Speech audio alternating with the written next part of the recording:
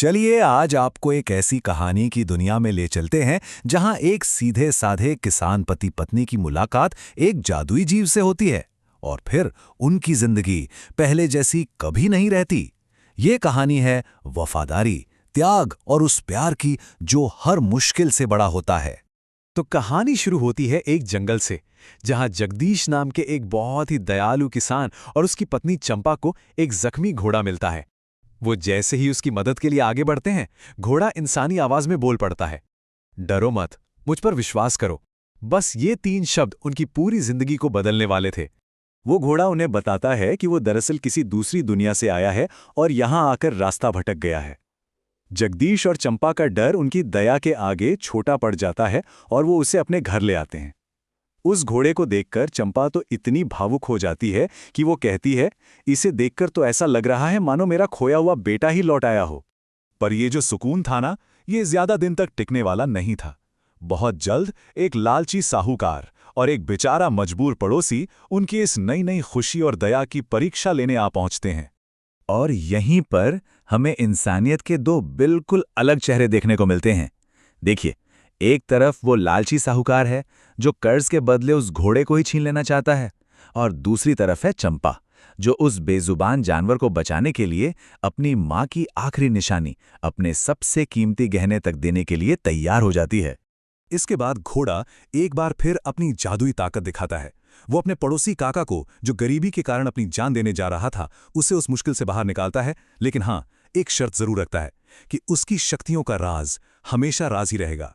अब घोड़े की ये सारी अद्भुत शक्तियां देखकर जगदीश के दिल में ना एक बहुत पुरानी दबी हुई उम्मीद फिर से जाग जाती है, और वो घोड़े से एक ऐसा सवाल पूछ बैठता है जिसे वो कब का अपने मन में दफन कर चुका था। वो पूछता है, क्या तुम मेरे मरे हुए बेटे को वापस ला सकते हो? ये सुनकर घोड़ा अपनी दिव्य दृष्टि का इस्तेमाल करता है और एक रास्ता ढूंढ निकालता है। नीलगिरी पहाड़ों की एक बहुत ही खतरनाक यात्रा, जहां के बारे में कहा जाता है कि वहां मरे हुए लोग भी वापस जिंदा हो सकते हैं। लेकिन एक बात तो तय थी, ये सफर कोई आसान नहीं होने वाला था। ये तो उनके हौसले, उनके आपसी रिश्ते और उनकी समझदारी का सबसे बड़ा इम्तिहान था। तो उनके रास्ते में आती हैं 3 बड़ी बड़ी मुश्किलें। एक आदमखोर डायन, पहेलियां बूझने वाला एक वृक्षराज और एक ऐसा शापित जीव जो मौत की भीख मांगता है। मतलब हर चुनौती उनके चरित्र की एक अलग परीक्षा थी। सबसे पहले उनका सामना होता है एक बहुत ही ताकतवर डायन से। घोड़ा उसे अपनी ताकत से नहीं बल्कि धर्म के घेरे में फंसाकर काबू करता है। ये एक ऐसा जादुई घेरा था जिसे सिर्फ अच्छाई ही तोड़ सकती थी। अगला पड़ाव था वृक्षराज का, जिसने जगदीश की वफादारी परखने की कोशिश की। उसने घोड़े के बदले में जगदीश को दुनिया का सारा खजाना देने का लालच दिया, लेकिन जगदीश का जवाब बिल्कुल साफ था, ये घोड़ा मेरा हमसफर है, मेरी जान है, मुझे आपका खजाना नहीं चाहिए। तो वफादारी का इम्तिहान तो पास कर लिया, पर अब बारी थी दिमाग की परीक्षा की। वृक्षराज ने पहली पहेली पूछी, वो क्या है जो रोशनी में तुम्हारे साथ रहती है पर अंधेरे में तुम्हारा साथ छोड़ देती है? और इसका सही जवाब था परछाई। वृक्षराज ने फिर दूसरी पहेली दागी, वो कौन है जो बीमार नहीं रहती फिर भी उसे गोली दी जाती है? और उन्होंने इसका भी बिल्कुल सही जवाब दिया, बंदूक। अपनी अक्लमंदी साबित करके उन्होंने रहस्यों की गुफा की तरफ जाने का रास्ता खोल लिया। तमाम मुश्किलों को पार करके वो आखिरकार अमरकुंड तक पहुंच ही जाते हैं, और वहां का रक्षक जगदीश से उसकी जिंदगी के शायद 2 सबसे मुश्किल सवाल पूछता है। पहला सवाल, एक ऐसा सवाल जो किसी की भी रूह कंपा दे। अगर तुम्हें अपनी मां और अपनी पत्नी में से किसी एक को चुनना पड़े तो तुम किसे चुनोगे और क्यों? और जगदीश का जवाब सुनिए, कितना गहरा जवाब देता है वो कहता है, पत्नी तो जीवन संगिनी है, जीवन का आधा हिस्सा है, लेकिन मां तो पूरे अस्तित्व की जड़ होती है। इस जवाब से वो पहली परीक्षा पास कर लेता है। और फिर आता है वो आखिरी और सबसे कठिन सवाल, एक ऐसा सवाल जो उसके बेटे के लिए प्यार और अपने वफादार दोस्त के लिए दोस्ती को एक दूसरे के सामने खड़ा कर देता है। और यहीं पर जगदीश की इंसानियत अपने चरम पर पहुंचती है। वो साफ साफ इनकार कर देता है। वो कहता है कि मैं अपने स्वार्थ के लिए अपने एक वफादार दोस्त की जान नहीं ले सकता। वो अपने बेटे के लिए ऐसी जिंदगी नहीं चाहता जिसकी नींव किसी बेगुनाह की कुर्बानी पर रखी गई हो। तो भाई जगदीश ने अपने चरित्र की हर परीक्षा पास कर ली और उसे उसका बेटा वापस मिल गया।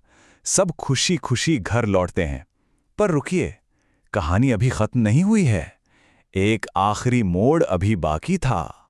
ठीक तभी अचानक उस घोड़े का असली मालिक, जो एक दिव्य प्राणी था, वहां प्रकट हो जाता है। वो कहता है कि अब इस घोड़े का इस दुनिया से विदा लेने और अपने असली घर देवलोक लौटने का समय आ गया है। मगर अब उस घोड़े के सामने एक बहुत बड़ा चुनाव था। एक तरफ थी देवलोक की दुनिया, उसकी जादुई आवाज और शक्तियां, और दूसरी तरफ था जगदीश और चंपा का प्यार, उनका छोटा सा परिवार। वो अपने मालिक से मिन्नतें करता है कि उसकी आवाज, उसकी सारी शक्तियां वापस ले ले, बस उसे इसी परिवार के साथ रहने दे। और उसका मालिक मान जाता है।